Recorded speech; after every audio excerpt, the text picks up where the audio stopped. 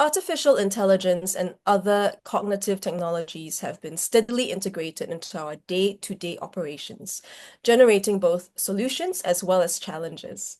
Are there ways to take this transformative impact even further, and how do we best harness AI to facilitate change and improvement? So today, we'll be exploring the transformative impact of AI technologies in businesses, as well as the potential of taking this impact even further.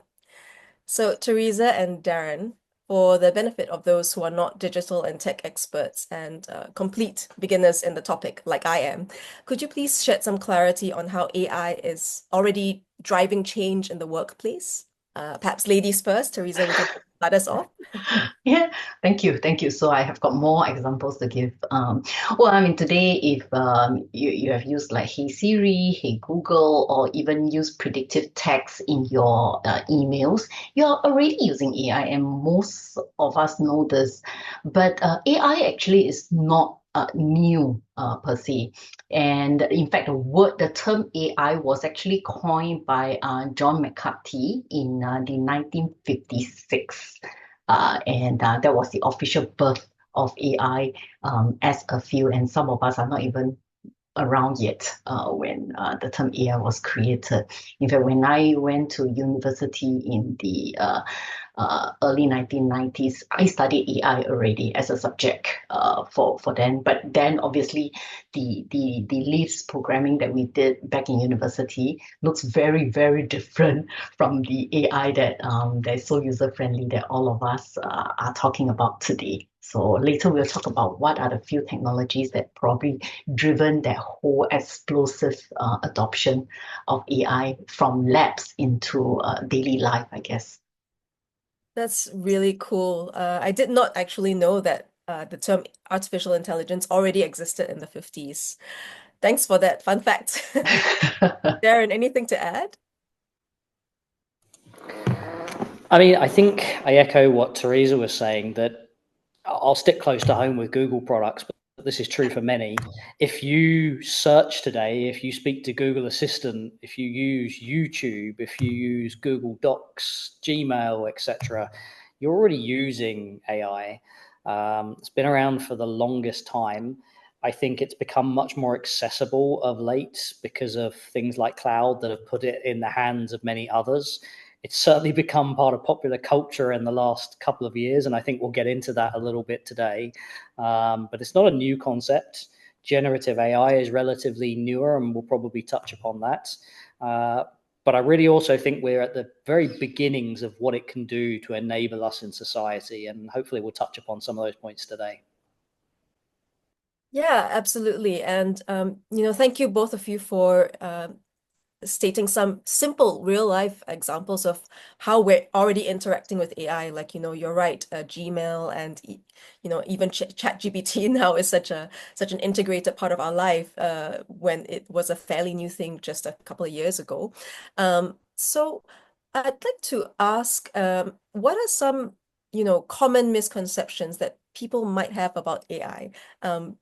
Theresa, you've already clarified one, which is that it's existed since the 1950s in some form. But what are some other common misconceptions that perhaps people are not aware of? Well, I guess, contrary to the term artificial intelligence, AI is actually not intelligence. It is prediction.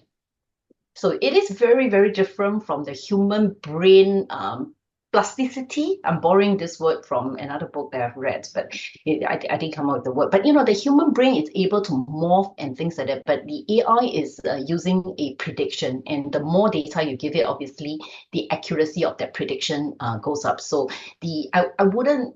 It's stretching it a bit when we say AI, for me, AI as in the I for the intelligence is, that's for me a misconception, maybe because of the naming. I love that word plasticity, and it actually inspires my next question. But Darren, I'd love to hear your thoughts on this question first. I think the biggest myth is this idea that AI is going to take over our jobs and that, we're not going to have these roles anymore.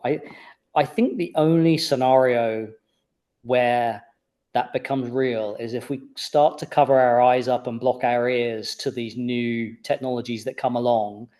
And I think if you do that for long enough and you know, I hate this word, but sort of become ignorant to these things, it can become a bit of a self-fulfilling prophecy, you know, like you don't get replaced because of AI, you get replaced because you're not kind of digitally relevant, you know, like you're not au fait with the latest ways, whether it's CRM or cloud or marketing or whatever your walk of life is, whether you're in procurement or accounting, technology is not going away. And so I think, you know, this idea that it's going to replace everybody in all walks of life, I don't think firms driving AI are necessarily even trying to do that, truthfully. Like I can speak on behalf of Google, but I also look at what OpenAI and others are doing. I don't see one firm that's saying, let's take out huge swathes of the workforce and replace it with AI. Like I'm not seeing that. We're very far away from the technology being able to do anything like that. And you all know that because you played with this technology yourselves. Out of the box, it doesn't do anything like the day jobs we do in our firms. Now, can it play a role? I believe it can. But I think of it as an assistant to do very focused tasks. And even then it needs a lot of training.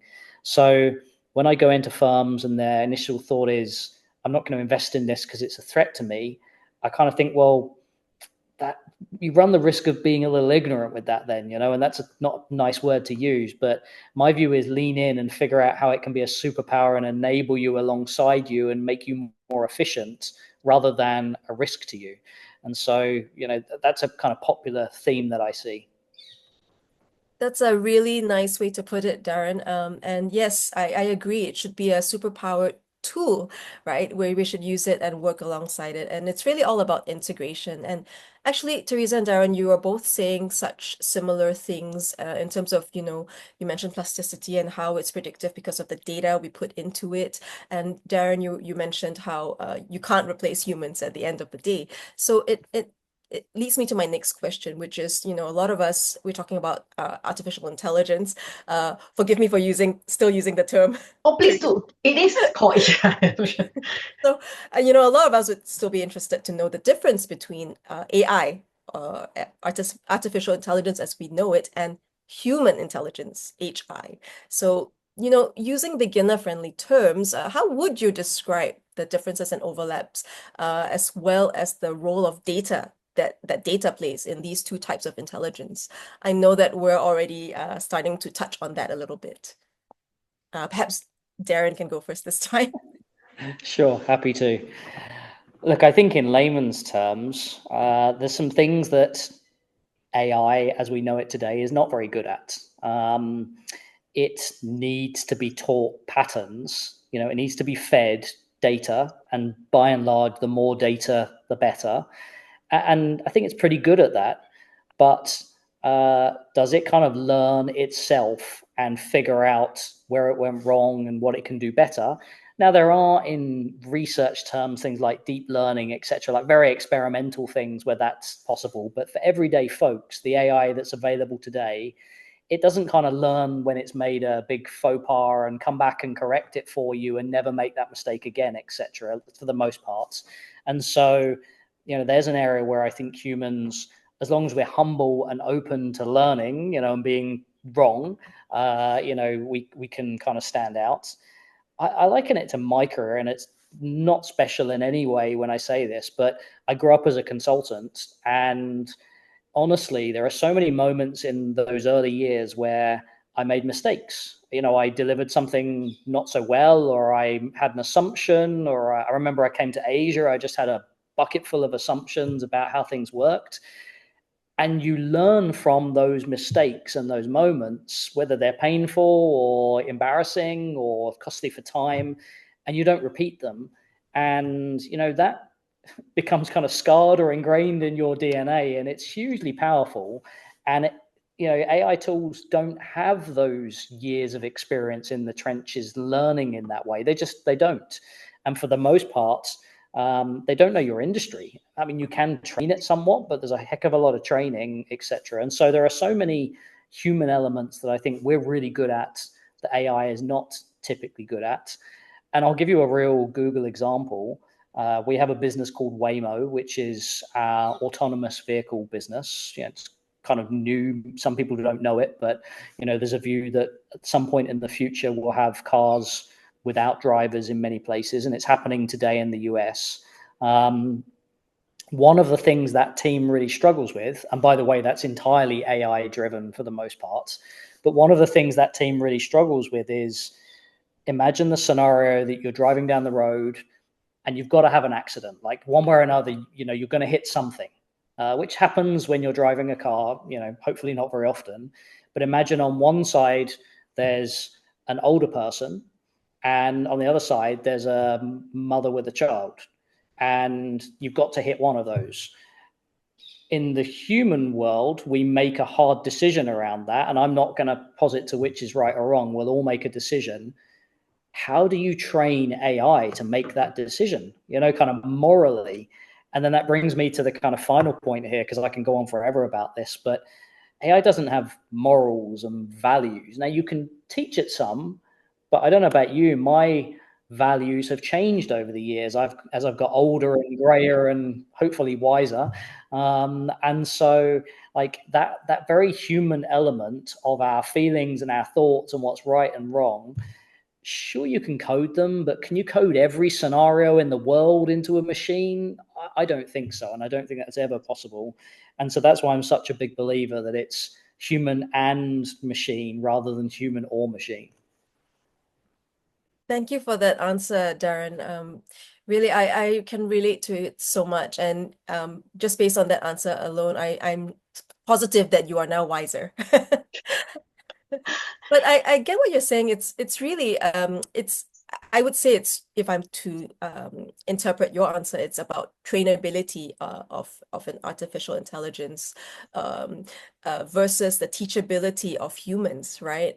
Combined with what Theresa said, the plasticity, and that plasticity and teachability brings other things into the equation, like ethics and values and morals, which you can't expect a predictive database to have. Theresa, what are your thoughts on this? Well, I guess there's to add on, I totally agree with what Darren have said. But to add on also the different, let's go back to the definition. So there is a measurement of intelligence, of artificial intelligence, and again, it is not new. So in the 1950s, there's this gentleman, which a movie has been made out of him as well, Alan Turing. Okay, so he published this paper. I will skip all the names and things like, since you want me to keep it as a criteria to measure the machine intelligence. And how the criteria work is how close that machine can mimic or close to what a human would have done. So that is the closer it gets to a human, the more intelligent it can be. Okay, so that whole you will say the differences between the machine intelligence and the human intelligence, that's where you measure. You already set the human intelligence as the measurement per se. But in terms of data, again, it depends on whether we are talking about the day-to-day in an open environment of data that we have, that Darren has gone into details for that, or in a lab type of controlled environment, for example. So, my next story is for you, Darren, because it really put Google in a good space. When IBM came up with Watson to play the chess, at that time, and in a second match, in a rematch, the IBM Deep Blue actually beat the best chess player at that time. But the game at that time was international chess. So just indulge me a little. International chess, every piece has a fixed move, which means it's a massive if-then-else calculation or computation that the IBM machine calculated and say this is the best probability of a checkmate if I make this move down. So it is able to calculate that if-then-else faster than a human. It works still the same way as how the human chess player will work, but we can technically a good chess player can foresee or pre-calculate probably about 3 to 7 moves or 9 moves maximum, but you can't do the whole end game till checkmate for the number of permutation at the early stage of the game. So then everybody said, yeah, but that's fixed rule. But then again, the Google AlphaGo then beat the best Go player, the Korean player Lee Si-do, in a game. And Go is another game where you have got black and white pieces only. Each piece doesn't have a fixed place that it can move. You can put your piece, if you're playing black, you can put your piece almost anywhere. And the game dynamics changes at every move that your opponent will put. So then the question is how? How did then Google train the machine AlphaGo to be able to play something that doesn't have a fixed rule, just like human? So in this case, what the programmers did was they made AlphaGo play the number of game more than any human being can do. So that's how we get better, right? So we play, Go the game, and then you keep playing, you learn from different permutation, you remember, and you keep playing. But the difference again here is that the machine can play more games in a day than what a human can play in its lifetime, which is why it then built a lot of this. So in a controlled environment where you have got the fixed data, the fixed set control permutation, that machine actually, because it's a controlled environment, they can do much better accuracy or faster. Either one will beat a human. But all the examples that Darren gave was very valid in a very complex world that we live in, where there's so many things. It's no longer a controlled environment. That's where, the examples that Darren were, which is why it resonates so much with me as well, that, it's different. Yeah. Sorry for the very, very long answer. Not at all. That was actually a really fascinating case study. I really enjoyed hearing about it, and I think that a lot of our guests, participants also enjoyed hearing about it. I'm loving these anecdotes from both of you, Theresa and Darren, actually. And I think what's interesting is that, even though they're a little bit different, they also have some overlaps. We're talking about the predictability of, as you said, controlled environments, right? And at the end of the day, I think it's really about working together, humans and artificial intelligences. So I wanted to also talk about, how AI can be really harnessed to drive transformation organizations, because that's what we're here to find out, right? So I wanted to also talk about, since both Darren and Theresa have brought up examples from your industry, I'm curious, what are some significant ways that you've really seen where integration of AI has affected your industry? Could you give us some more specific examples and case studies on that? Who do you want to go first? Yes, Darren, please start us off this time. Okay, sure. I'm in the technology industry, so I won't necessarily talk about how tech is embracing AI, because I feel like that's kind of fairly obvious that we live and breathe it every day. Maybe I'll talk about companies that I see using it. One firm I really like that uses it to enable everyday companies and everyday folks to use AI is Canva, as in the slide creation company. And I like that even before AI, I liked Canva as a product because it's very much a product that's targeted for the most part at SMBs. So yes, they sell to some enterprise, but like their real niche is SMBs. And what I love is if you're an SMB in any country, typically you're the lifeblood of the GDP. Like that's the core kind of powerhouse of an economy. But those companies don't have huge marketing teams and huge design teams. And so for the many years, Canva has put kind of big company capabilities in the hands of SMBs. And what I loved was Canva when they said, you know what, why don't we sprinkle AI throughout all of our products just so we can make it even easier and even more efficient for small companies, sole traders to be just as creative as those big design houses and be really efficient. And when I was speaking to somebody the other day, I said, Like, give me a practical example of where it's helped a marketer to save some time or money. I'm not a marketer, so like I can imagine it. I can imagine creating images, but like, give me a real world example. And the product person said, well, look, in the past, if you had to create a flyer, for example, you would spend an amount of time building that, and that's quicker and easier now with AI, but that's not the real value add. It's if you needed to do that in multiple countries and markets, you had to then translate that to the different languages of those markets. And typically the default, and this is not a plug for Google, but it would be Google Translate typically, or something like that. And it was a real manual task. And we all know that Translate is not perfect. And so it would often get some of those translations wrong, and it was fraught with human error. But it was a kind of long copy and paste exercise until you got all of the kind of flyers that you needed. And now with something like Canva, you can create it once and you can say, create this in these 20 countries for me, and check that it's culturally appropriate. The language and the images are appropriate, and double check the translations, and it does it within seconds.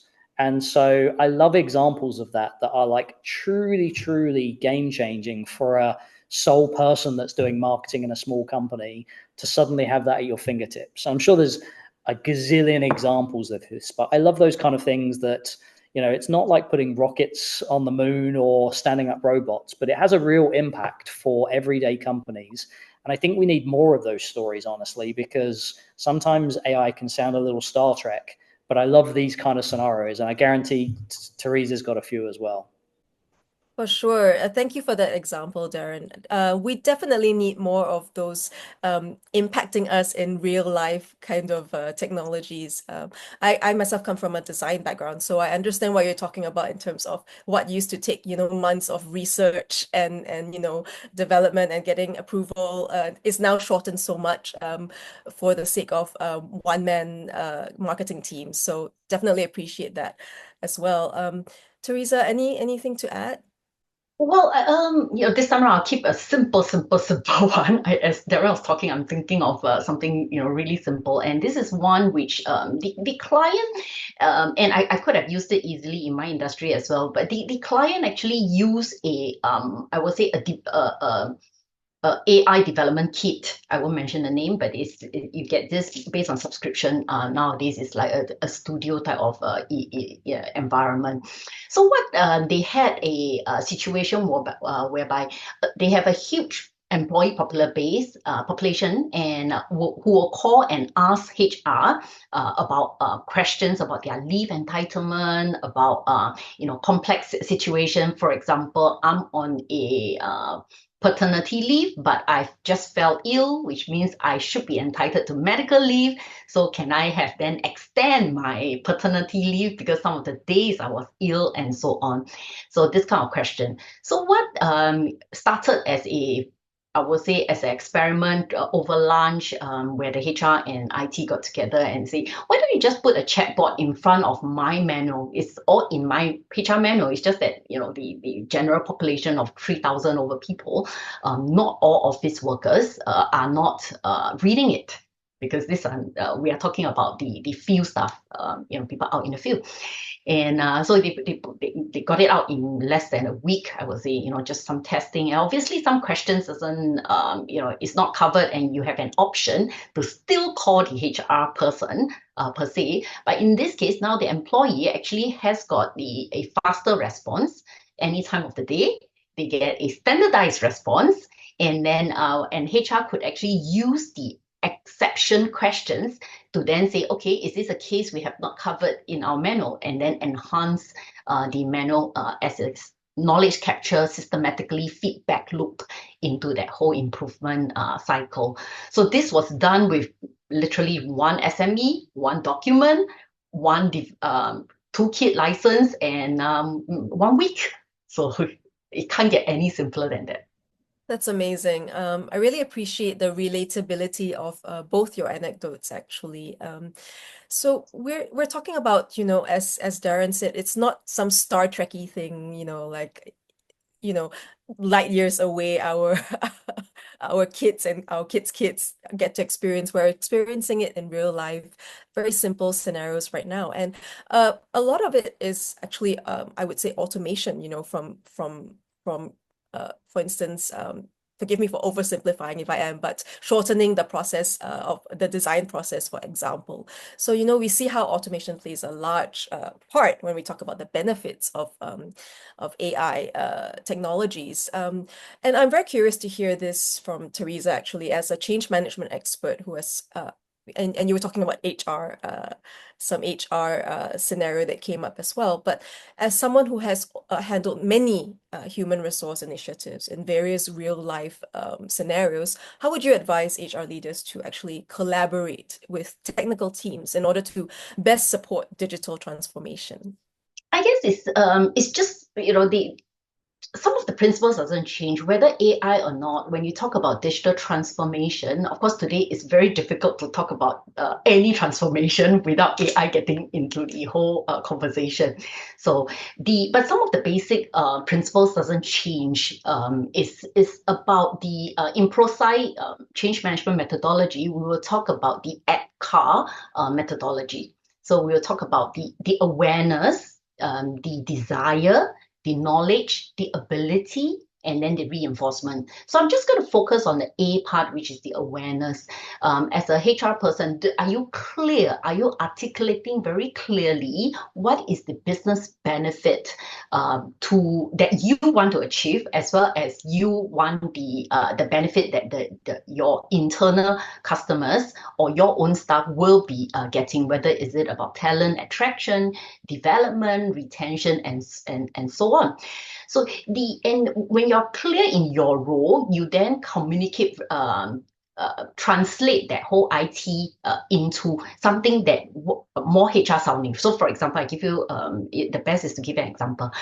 So when a bank was transitioning into a cloud-based email, and if you ask the team, the project team, what is the benefit? And because the IT has put in place a solution for central archiving, so they will tell you the benefit is central archiving.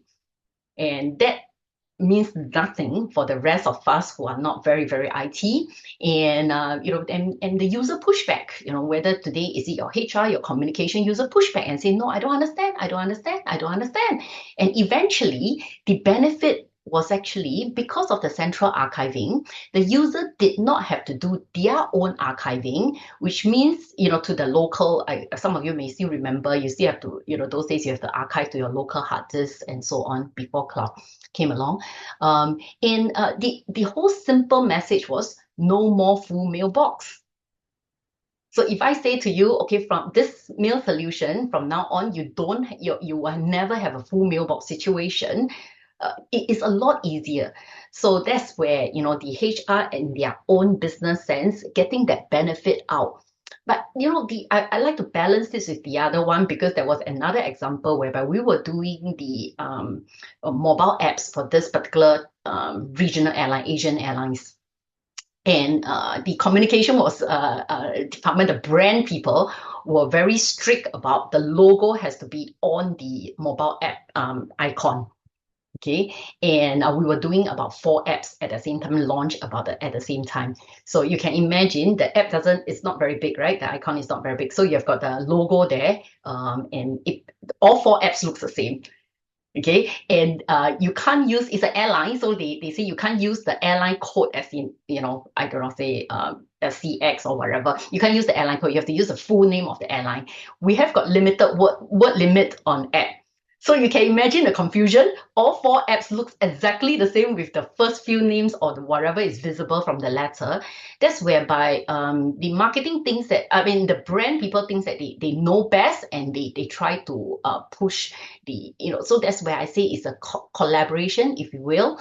And I like to pick on what Darren said earlier about the both coexistence of machine and human. You could actually think about it the same way as HR and IT as well.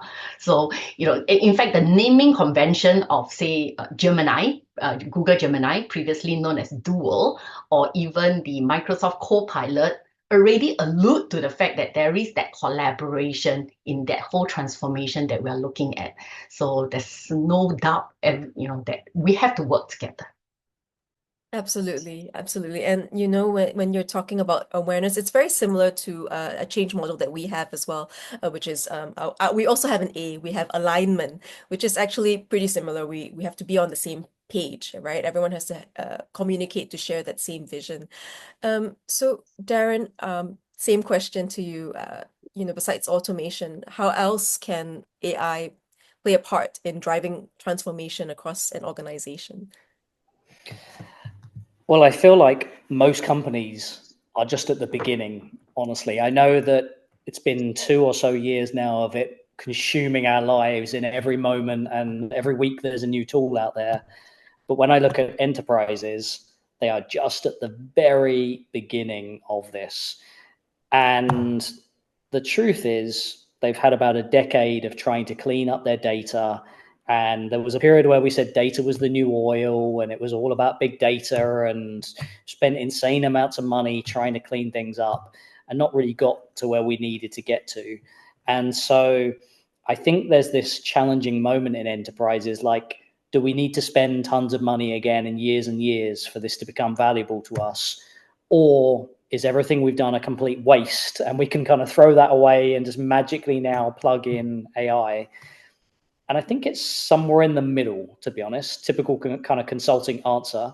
The reality is, if you didn't clean up your house in terms of data, and you haven't got accurate, valuable, clean, safe, useful data, then clearly you need that. Like, that's not a great foundation if you don't have that in place. It's not a good place to be making decisions from. And to Theresa's point, like, all too often, in the end, we want to make a decision, right? Like, let's not get excited about the thing in the middle, like what helps us make the decision, whether it's a dashboard or CRM or AI. Normally, you want to take a decision on something. Do I do it or not do it? And that's got to be built on a foundation of reliable data. And so I guess the first thing I still say is, this doesn't magically solve that data challenge for you. You've got to do that hard work along the way. Having said that, I feel like for so many firms, it felt like this data transformation became this enormous multi-year money pit. And it was a bit like you couldn't get value till you finished it. That's what it felt like for every firm, and it was an endless game of whack-a-mole, because you got more data and new systems and new technology, and you thought you'd finished, and then you had to start with something else. And so I do empathize, I really do. And tech has created a lot of those challenges, honestly. I think what AI does, though, is there's these point solutions where you can plug it into HR or procurement or legal, and almost like a SaaS solution. You plug it in and out the box, it sort of works. And I think that can be really impactful when it's done in very focused ways, where you don't say, I'm going to roll AI out everywhere. You say, I'm going to roll it out to help with this task in procurement or this task in HR. And I think there's some wonderful tools out there that do a really good job of that. And they're very specific and tailored. And then they don't take a long time to get up and running and add value. So I think it is a case of, we still need to clean our houses up, honestly. Like, it costs a fortune to store this data. Do we need to keep it all? In some cases, yes. In some cases, no. And then how can we use targeted AI to have impact, so that we don't roll out an AI transformation that is a bit like a digital transformation or a data transformation, where we look at it as 5 or 7 years of endless investment before you can get something out of it, because that doesn't feel like a great journey to embark upon. So I look at, like, how can we get quick wins, learn along the way, and then clean our house at the same time. Absolutely. I love that. Quick wins. Um, so we're getting a little bit more clarity on how to best harness AI when it comes to driving change and transformation. And we're hearing some words like focusing our efforts and targeting it, and going for quick wins, and, like Theresa said, collaborations. So I do want to go back to our previous topic before with human intelligence, because we were talking about collaborating and everything. In order for any initiative to work, definitely we need people to come on board. we need teams to adopt, learn the new skills of technology. So how would we use AI in a way that supports humans and human intelligence? I think we're already starting to answer that question a little bit, but let's explore that further. Theresa, anything to share or add? Okay, maybe let me use back the same example so that it's easier for the participants today to remember. So let's go back to just now the Google for the sake of Darren, the Google AlphaGo again, that same game that AlphaGo was playing against Lee Sedol. So you've got a human on one side and the machine on the other side. This game was played 5 match. There were 5 match to that game. And in the game 2, if I remember correctly, it was game 2, but I remember the move was move 37. When the AlphaGo played a move, the developer all thought that AlphaGo has made a mistake. There was a bug in there, and because it's never seen it play that before, it wasn't in any of the training data. So, but that ended up to be a winning move. Okay, in game 4, Lee Sedol played another one, which again I can't remember. I think it's I'm not very good at numbers. So same the move 70 or something like that. And all the experts, the human experts in the room, all thought that he's too tired. He blundered. Yeah, he made a mistake. Blundered means make a mistake in chess. So he made a mistake, and that turned out again to be the winning move. So clearly we can't interview the AlphaGo, but the post-match interview, Lee Sedol said that I would not have been able to make that move. I would never have thought about making that move in game 4 if AlphaGo hasn't opened my eyes up in the first 3 games of how the game can be played. So in this case, we have seen both the machine, assuming that AlphaGo on the other side also played that move because he was up against a much stronger opponent that he has ever played with. So both machine and human being actually up their game because they were feeding off each other.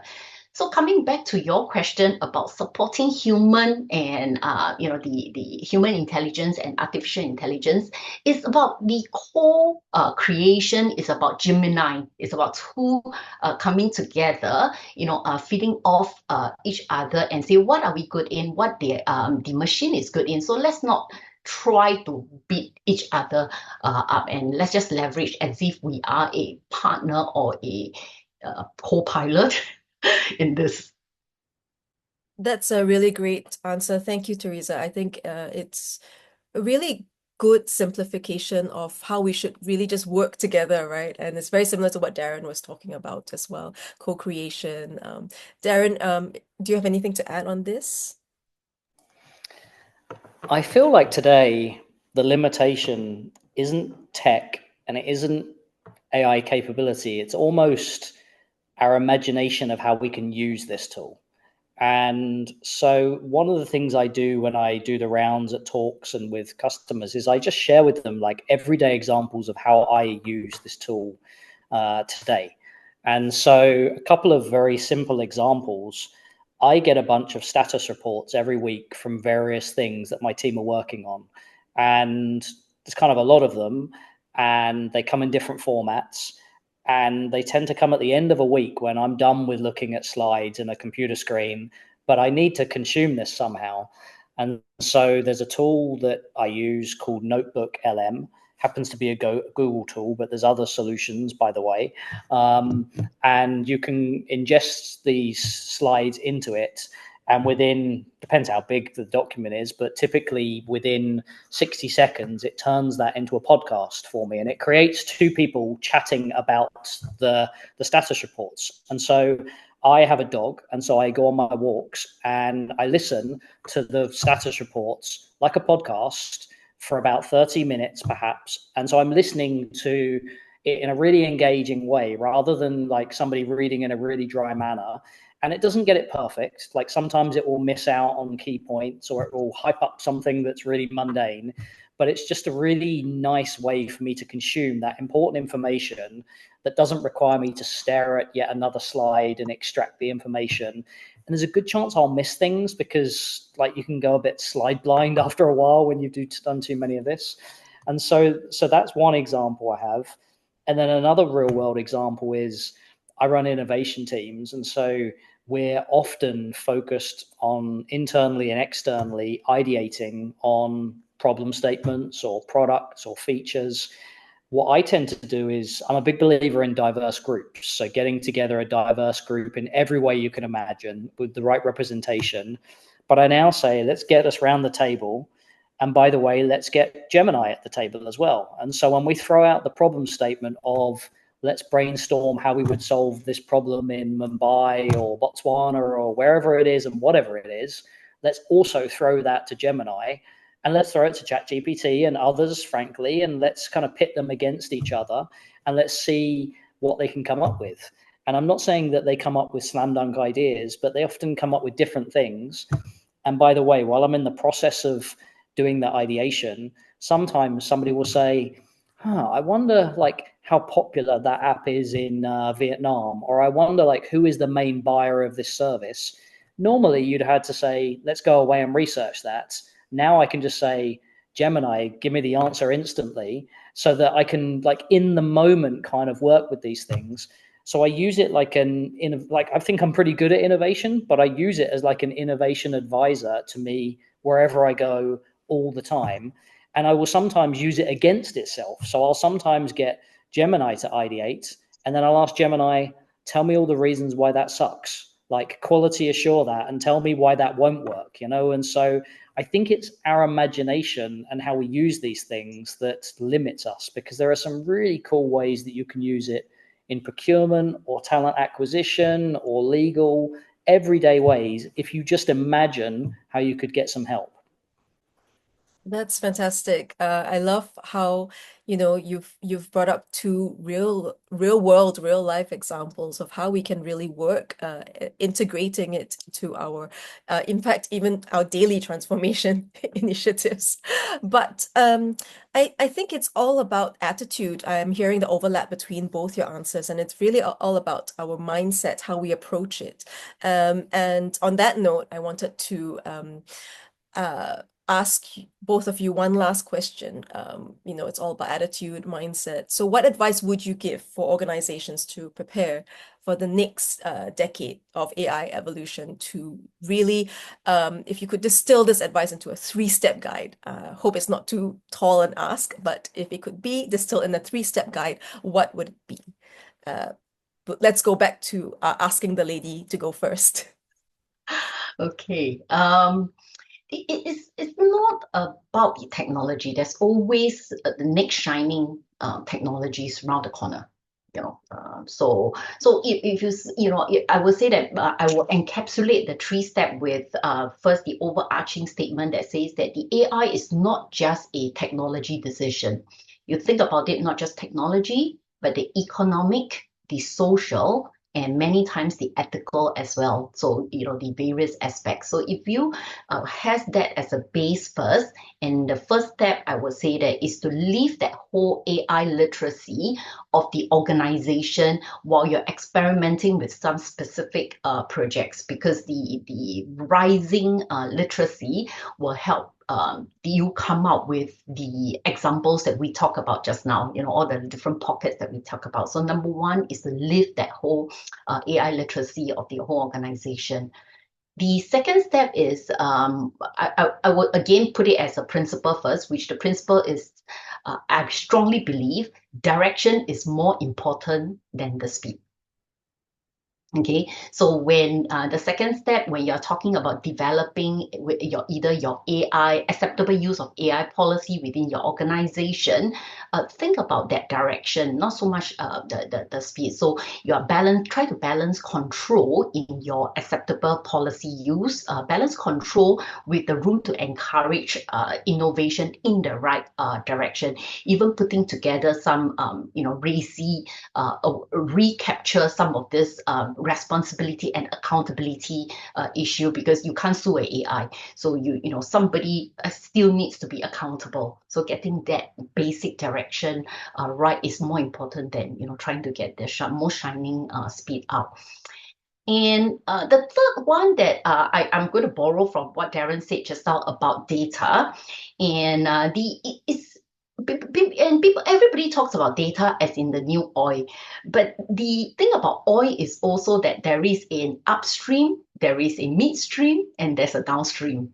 So when you say that I've got data, but are you the data exploration? Are you at the purifying or the refining, or are you at the distribution of the data? So just like oil needs to go through that whole processing process, and at every point in time, you could abort it as well.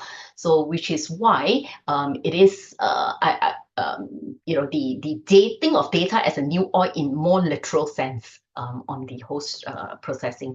So 3-step, lift the AI literacy of the whole organization, balance control with the room to encourage innovation so that your direction is more important than speed, and look at processing your data from a upstream, midstream, and downstream point of view.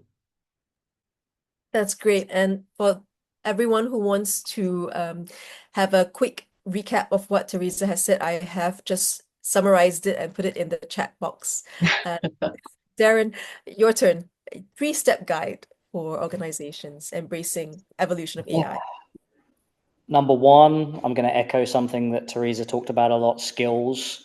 Number 2, a change journey. And number 3, outcomes. What do I mean by that? Number 1, we can't get good at AI if we don't learn it. We can't get good at AI if we, and the interesting thing about AI, I liken it to digital more than I liken it to technology. When digital came along, at first we thought it was an IT thing, and we sort of parked it underneath IT. Now I don't think if you go to any business do they think digital belongs to IT. It happens to get delivered in terms of apps and websites and other things, but I think we believe digital is a core part of the business, and everybody plays a role in digital. I think about AI the same way. Everybody will play a role in AI. And so from the top to the bottom, left to right, we all have to upskill ourselves around it. And it's going to be different for different folks, sometimes technical, sometimes more on the business side, or policy or values. But we all need to go on that journey, or you just can't possibly win in this space, personally or professionally, in terms of development or corporately. Change, you can imagine this is a big change journey. And I think most companies today still are not very good at change management, frankly. And I think it's an underappreciated, undervalued skill. I think this is like one of these topics in companies where anybody thinks they're a bit of a change manager because they've ran a few projects. And I really believe it's a specialist skill. And when I look at Google and the other innovative firms, I think they do well because they're really good at change. And I believe it's a real expertise. And so alongside getting good at AI, I'd advocate firms get really good at embracing change and constantly pivoting, because I don't know what it's going to look like in the future for AI, but it could change a lot. And it would be a real shame that we've got the technology ready, but our mindset and our processes are not ready, and our organization is not ready. That would be a crying shame and a waste. And so I think we've got to get ready for change. And the pace of change is not going to slow down, not in any way whatsoever. And I don't just mean AI, I mean digital and tech in general. And then finally, outcomes. I get a bit frustrated that everybody in the world talks about AI constantly, to be honest. I was stopped in the lift the other day by an elderly lady. I would guess she was about 80 years old. And she was saying, hey, can you tell me about this AI thing? Because she saw I was wearing a Google badge. And it's like everybody in the street is talking about AI. It blows my mind. Nobody in the street is talking about cloud or Kubernetes or like app engines. It's just AI has taken over. It's great in some ways because it's kind of created this hype and this excitement. I want to get us to a place where the everyday person is not talking about AI, but it's embedded in our tools and our products and our way of life, and it's delivering outcomes for us. And so as companies, when they say to me, hey, Darren, I want to embrace AI, I kind of say to them, why? What are you going to deliver for the customer that you can't do today? Or how are you going to do it better? I think we can't be self-indulgent with how we use AI. It has to actually have some impact. It has to make something better, quicker, cheaper, better outcomes. Doesn't matter. You can decide what it is. We've got to be really careful that we're not just throwing AI in for the sake of it because it sounds good.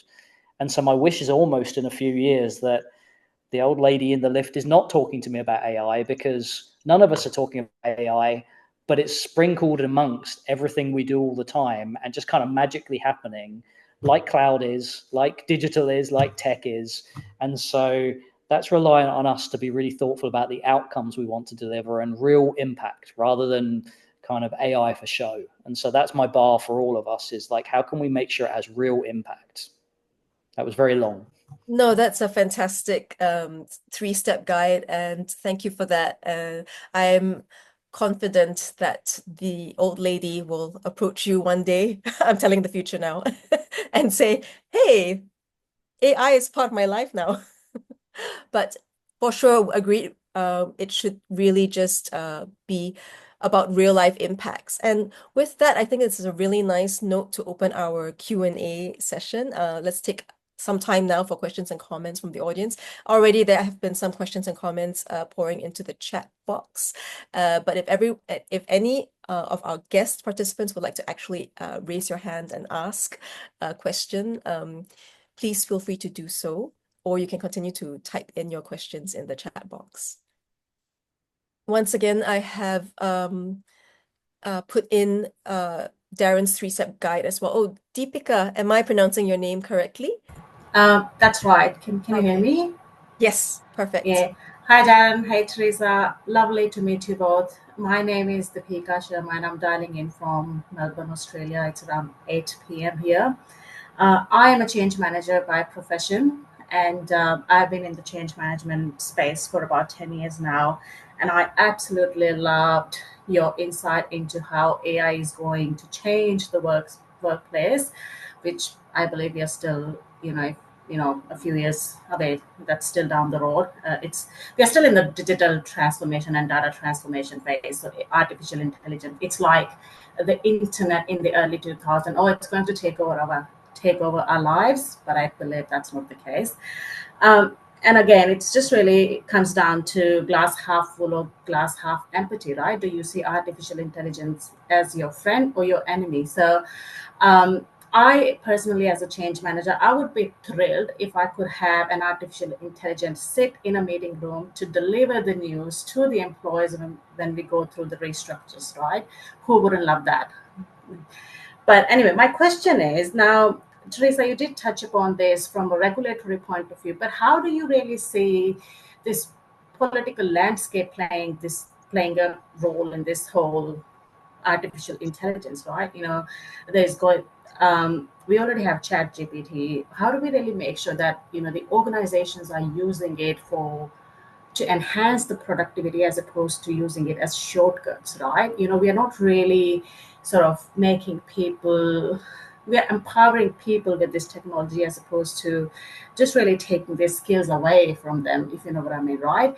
And another question is, yes, we may really need to, and when I say we, the organizations who are looking to implement artificial intelligence, they will really need to review their compliance, their risk, their policies, whatnot. But then there's also this political, landscape that plays a key role in technology world these days. How do you really see that impacting the overall artificial intelligence implementation, and not just in one country, but across the world? Sorry, if I understand the question, what you're saying is when the organization is putting together the policy, how do you then roll this out across multiple locations of that organization, given that the political landscape is different for each office? Political landscape is they're diverse background. People have different opinions, different situations. They have different emotions, different sentiments, and it's a predictive technology, right? But then, how do you really make sure that it's working for everyone as opposed to just one specific person or an individual? And the other one is, how do we really make sure it's just not another app or another tool, but it's a productivity tool for the organization? Absolutely. In terms of the policy, I can only speak on the few projects that I've been on, the few consulting assignments I've been on. None of the policy my job would have been a lot easier if I developed a mother of all policy and, I just pass it around to all my clients and I just charge the consulting rate. But the thing is that none of it is actually a boilerplate. none of it is templatized. It goes back to the values of the organization and the SEs and the to be vision of the organization, and how do they see the use of this technology. It's just like back in the early days, whereby not everybody in the organization have access to internet. When internet first came about, you have to have specific workstations or specific requests before you have an external facing internet. Even not everybody has email for just for sake of argument at that time. So it's the same. The acceptable use of the AI depends on the where the organization wants to go with that, and the values of that organization does transcend the location or the geopolitical location that they are in. Their values, if you're operating within multiple location, your values and your way of doing business and your code of conduct that you've given to your employees, you've set your employees, would have transcend that whole all the geopolitical situation already. So that and AI is not going to sabotage or bypass any of this. The use of AI should not bypass any of this corporate values that you believe strongly and hold everybody dearly to. So since you are also on the change management part, then I'll go back and say that the SEs to be analysis, in this particular case, we will keep it to only about 3 years for SEs to be for this analysis, because that's what we can see in terms of experimentation to implementation type of time frame right now. And then you can always update your policy, obviously not every 6 months, but updating it once in 3 years, I guess is so far it is acceptable to most of my clients. Thanks for that answer, Theresa, and thanks for that question, Deepika. It was a 2-in-1, so I'm really glad that we're ending on a really good value-added note. So with that, it's actually 5 p.m. So it's the end of our session. Thank you so much for joining us and starting the year with another conversation on change. And please give another round of applause for our guest speakers, Darren and Theresa. Thank you so much for joining us. We have some more comments. Unfortunately, that is our time. But we also have some comments about how cobwebs have been cleared. So thanks for a really great session. For those who did not manage to ask their questions, please feel free to message us.